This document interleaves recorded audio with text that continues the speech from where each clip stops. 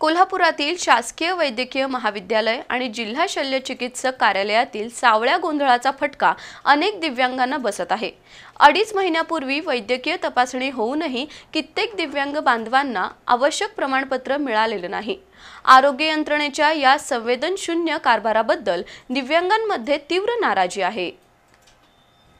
शिक्षण, नोकरी, प्रवास आणि दैनंदिन जीवनात दिव्यांग व्यक्तींना अनेक अडथळ्यांना सामोरं जावं लागतं।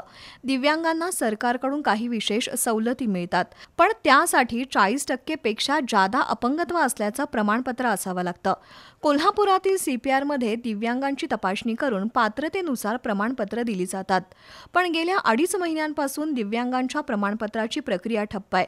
वैद्यकीय अधिकारी तपासणी करून अहवाल देतात, पण त्यापुढील प्रक्रिया वेळेत पूर्ण होत नाही। कधी सर्व्हर डाऊन असतो तर कधी वेबसाईट बंद असल्याची कारणं दिली जातात। दिव्यांग प्रमाणपत्र तयार करणाऱ्या विभागातील गोंधळ काही संपत नाही। 2.5 महिन्यांपूर्वी तपासणी झालेल्या अनेक दिव्यांगांना अजूनही प्रमाणपत्र मिळालेलं नाही। या विभागातील भोंगळ कामाचा दिव्यांगांना त्रास सहन करावा लागतोय। एकीकडे शासन दिव्यांगांसाठी अनेक योजना आणि सवलती जाहीर करतं, पण त्याचा लाभ घेण्यासाठी आवश्यक असणारं दिव्यांग प्रमाणपत्र वेळेत मिळत नाही। परिणामी अनेक जण शासकीय सवलतीपासून वंचित आहेत। तब्बल 2 महिन्यानंतर दिव्यांग विभागाची वेबसाईट सुरू झाली आहे, त्यामुळे अनेक जण तिथल्या कर्मचाऱ्यांकडे प्रमाणपत्रासाठी विचारणा करत होते। तपासणी होऊन 2-2.5 महिने उलटले तरी प्रमाणपत्र मिळत नसल्यानं दिव्यांग बांधव वैतागले आहेत।